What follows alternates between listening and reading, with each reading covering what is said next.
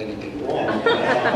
If I did something that she didn't like, I didn't know what it was because she wasn't, not always did I know what it was, because she wasn't willing to talk about it, and that was completely foreign to me.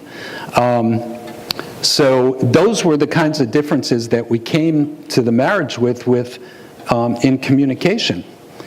So we don't really understand, I think, unless it's brought up, but when we go into a marriage or a relationship, we bring a lot of baggage.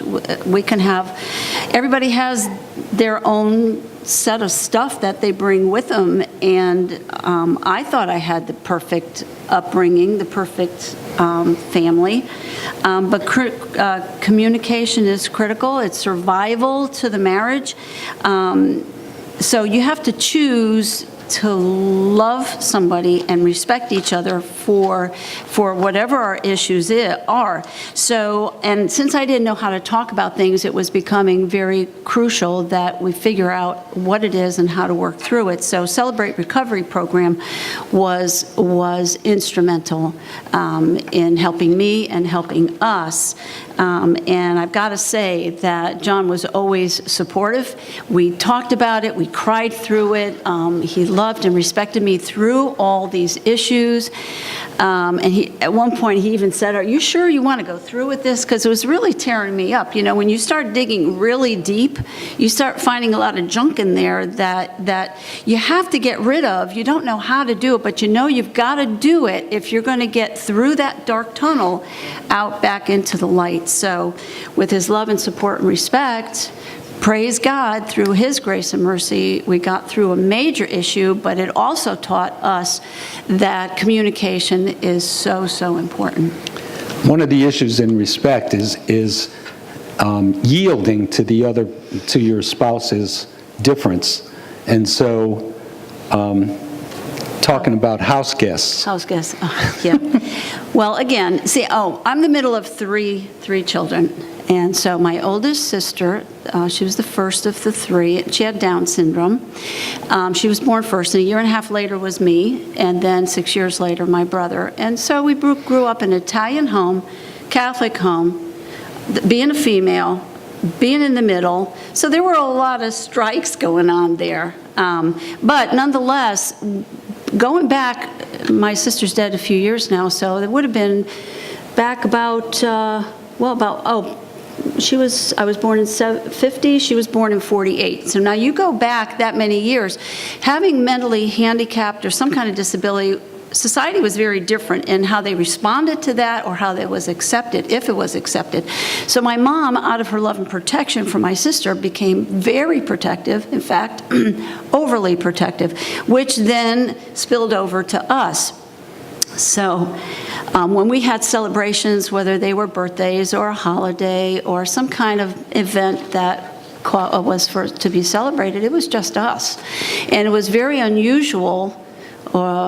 Very seldom did we have others come in. And over the course of the years, my mom, I guess she struggled too, how to venture out and make friends herself, because she was afraid that maybe that relationship with outside people might be harmful to my sister. So I think it was all out of that sense of reasoning that we just were a very small unit. It was just us.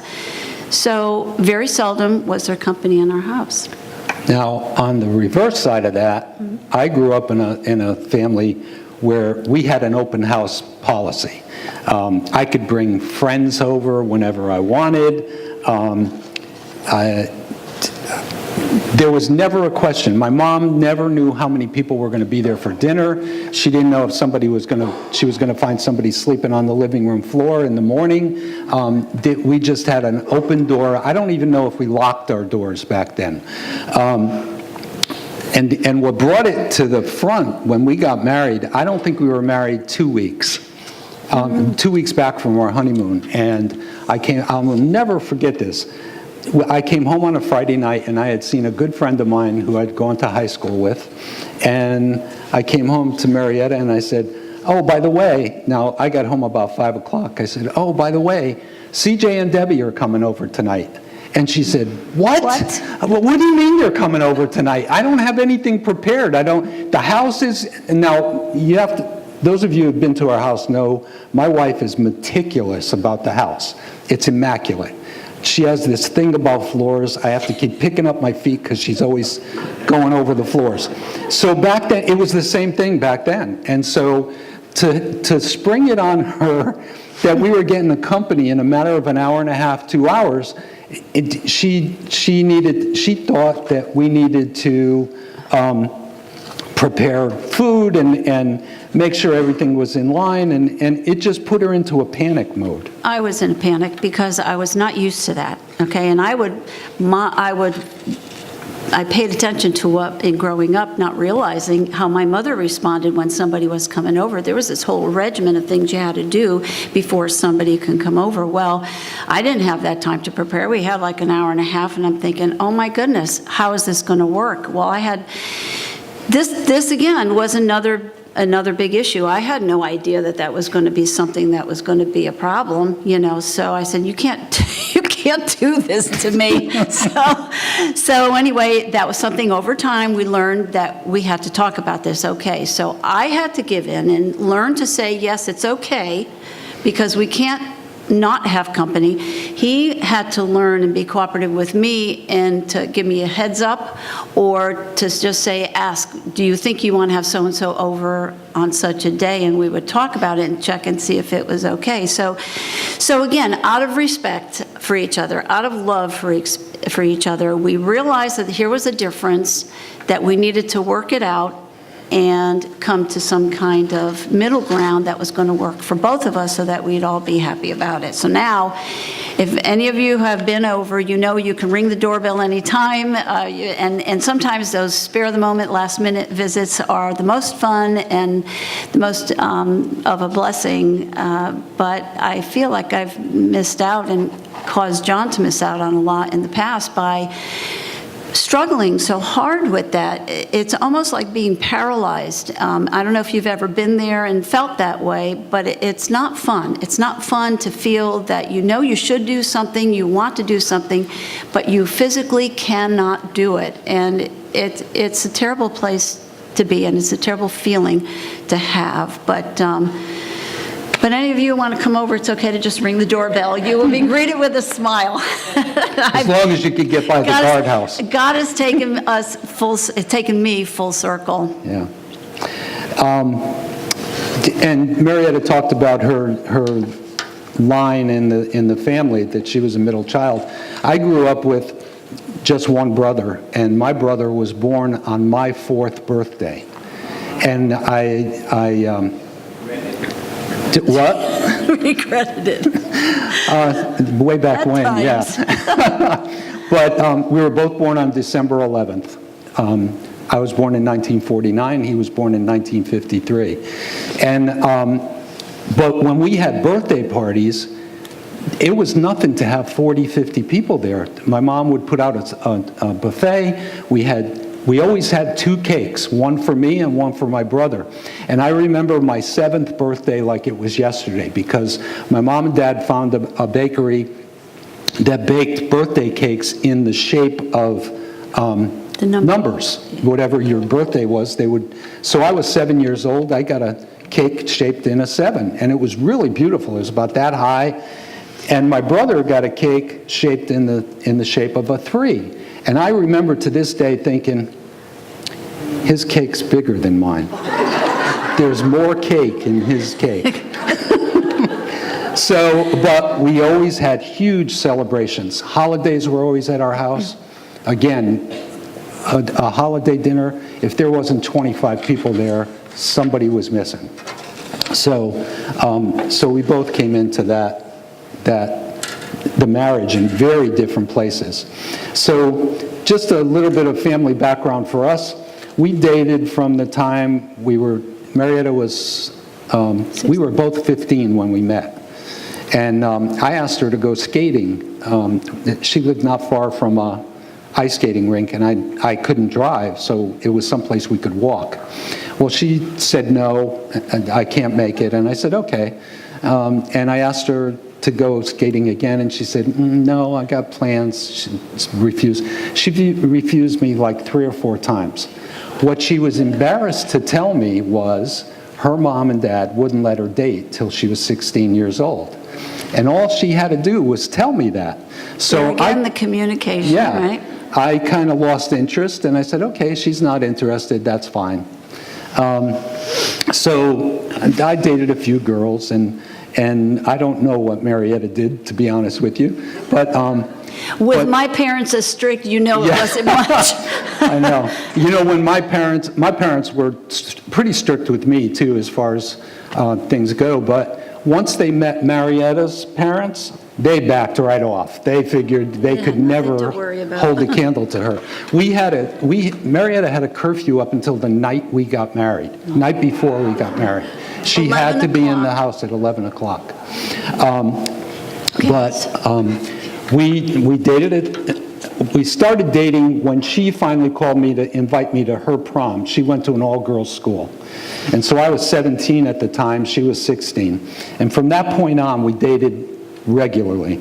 Both of us were celibate until the time we got married, until our marriage.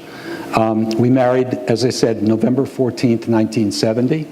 And God was in our marriage. We feel like he was in our marriage even before we were Christians, and we were not Christians back then.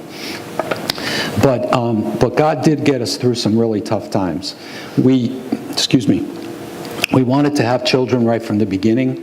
We had 2 miscarriages. We had been told at one point that we'd never have our own kids. And so... Surprise. Yeah. We did have our son. We had our first son in 1974. And he was the first of our kids, first grandchild on both sides, first great-grandchild on all sides. And during my wife's pregnancy, my mom and dad separated and put a big cloud over this most joyous time in our lives. It honestly devastated me because my dad, they had been married 25 years. We and my brother and his fiance gave them a surprise 25th anniversary party in September, and on Thanksgiving night that year, my dad packed up in the middle of the night and left.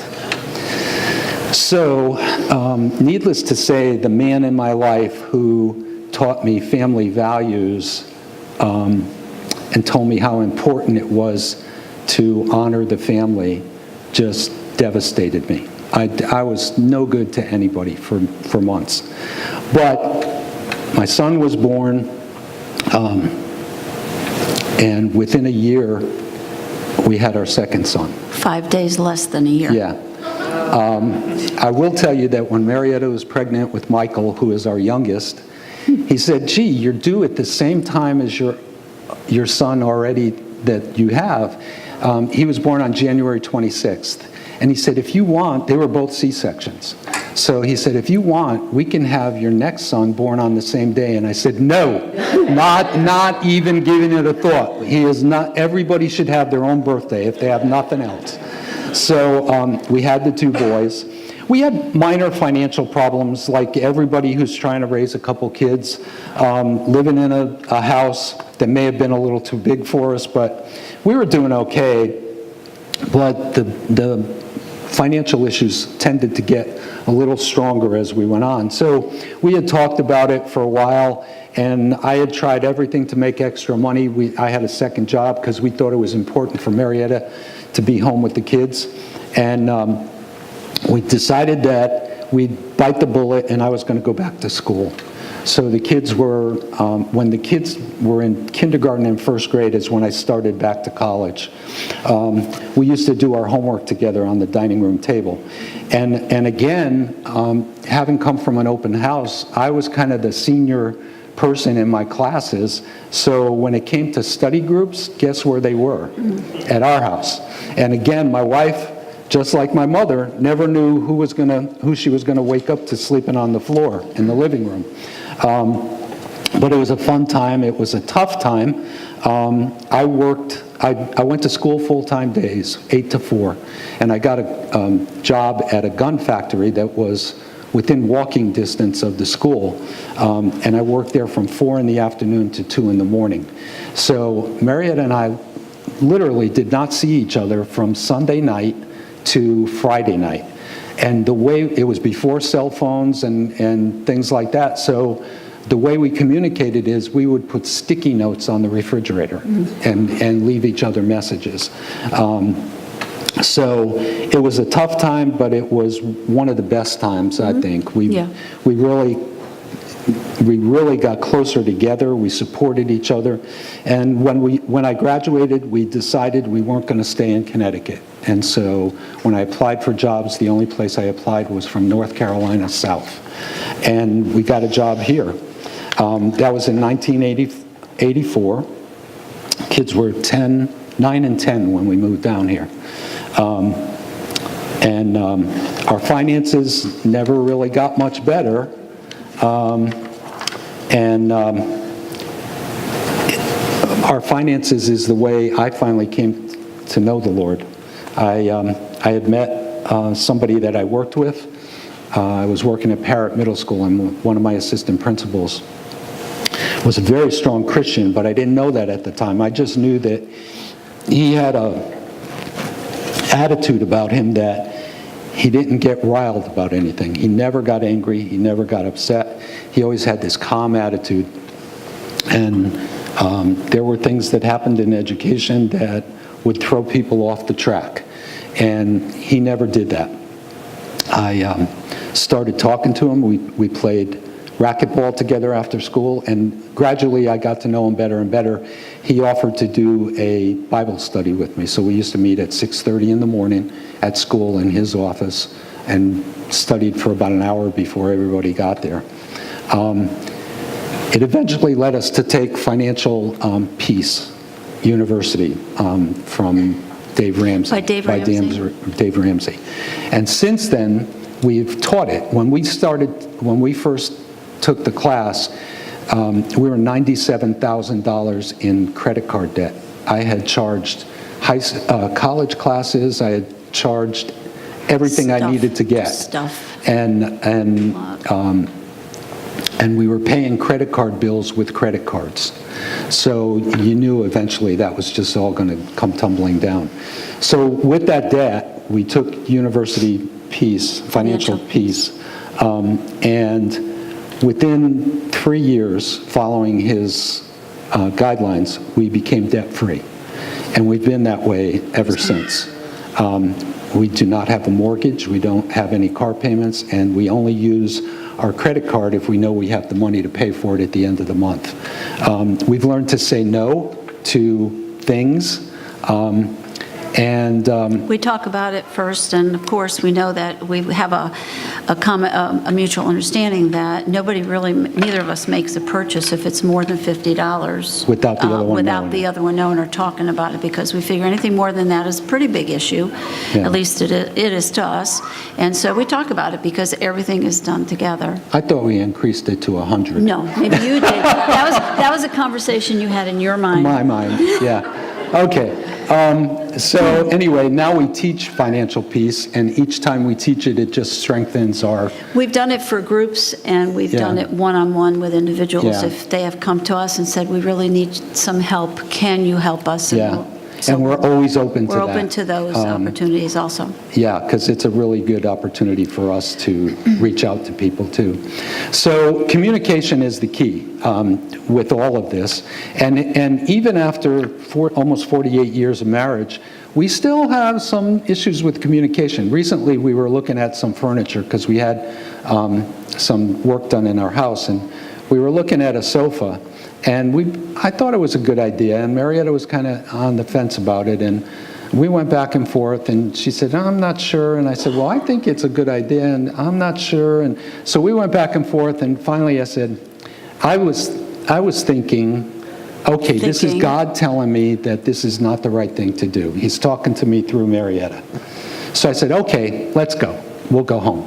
So me, remember my background, the body language, learning to read, body language and tones and expression and stuff like that, when he said, all right, come on, let's go, that I interpreted as, uh-oh, I said something wrong, he's mad and he's mad at me. So we ended up leaving. Yeah, and we went home, and I said, she was real quiet. Now, this is just a couple months ago. Yep. And I said, are you angry about something? And she said, no, you are. I said, I'm not mad. She said, well, you kind of look, you know, and this was a problem, not a problem, but a challenge in my career too, because I was a principal, and I would be walking down the hallway thinking about something, and I'd really be Focus. mulling it over in my mind, and I guess I put a serious look on my face, because people would say, oh, stay away from Mr. D today, he looks like he's mad.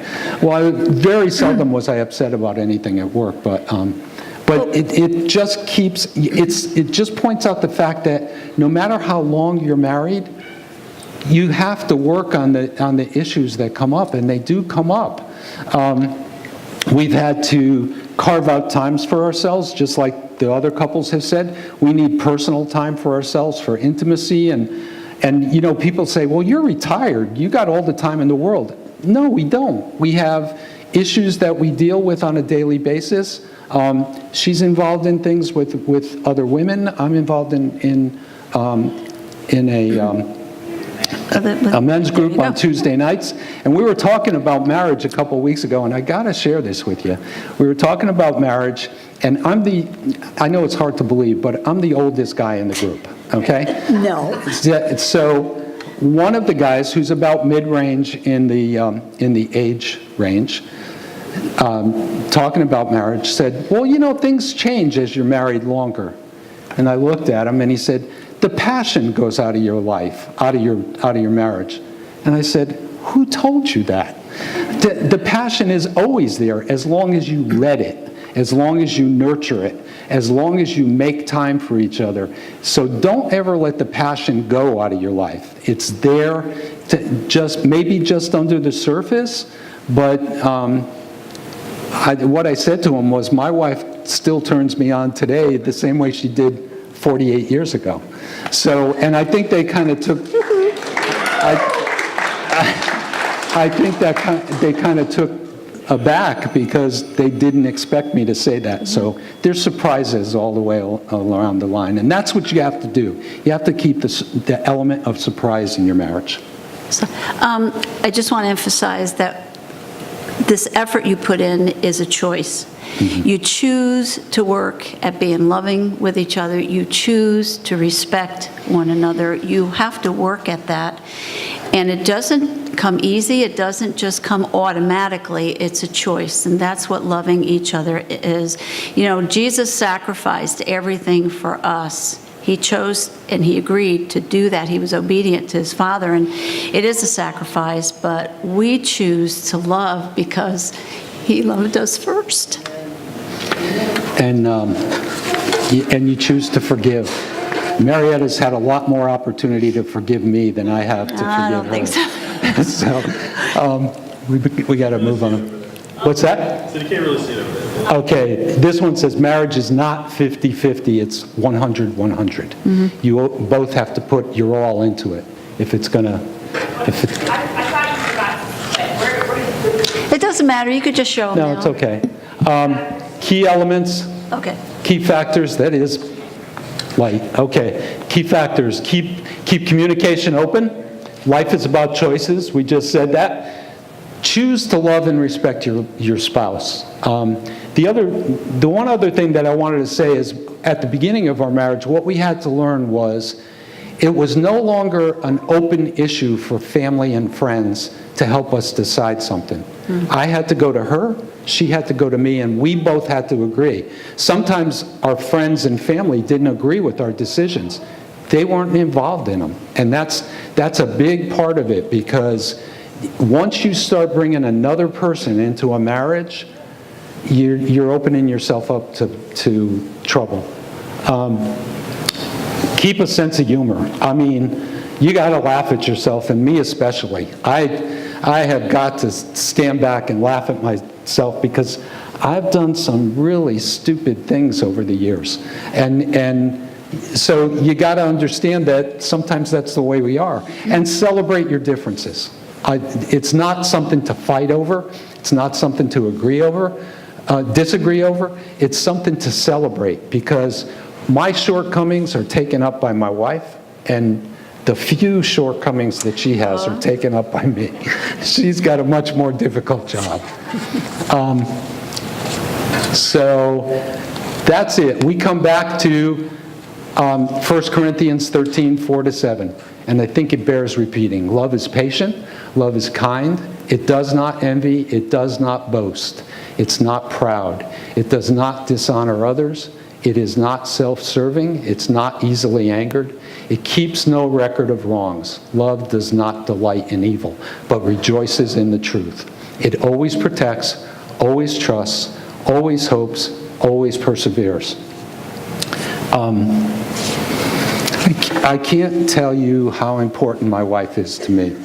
And for those of you who aren't married as long as us, I know there are people in the room that are married longer than us, but I would suggest that you find a couple who's got a good marriage, and you talk to them, not only in times of trouble, but in times of celebration. Find somebody you can relate to who has a good marriage, and they're out there. Because you can only have a good marriage by practicing it, and it's something you work on all the time.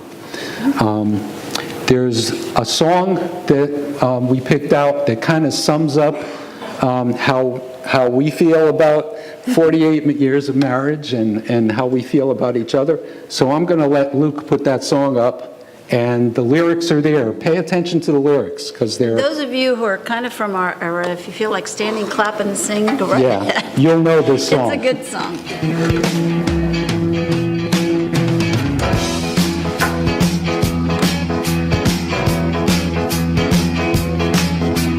We've been together since way back when.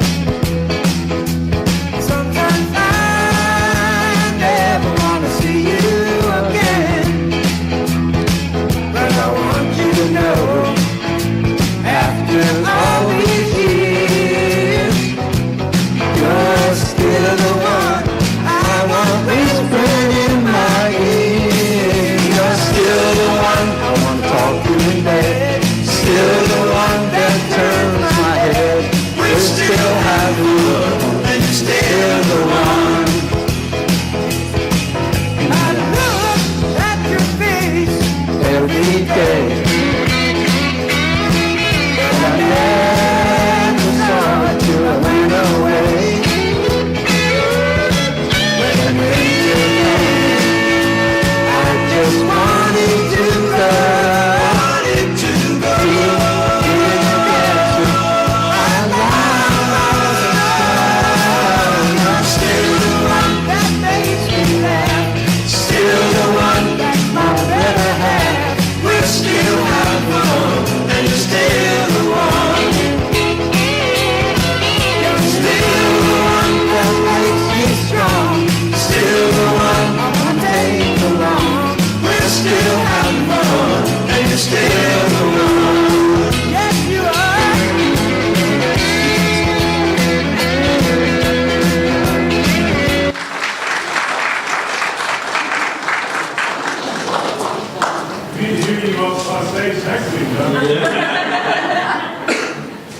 You guys next time, John, don't you worry. Yeah.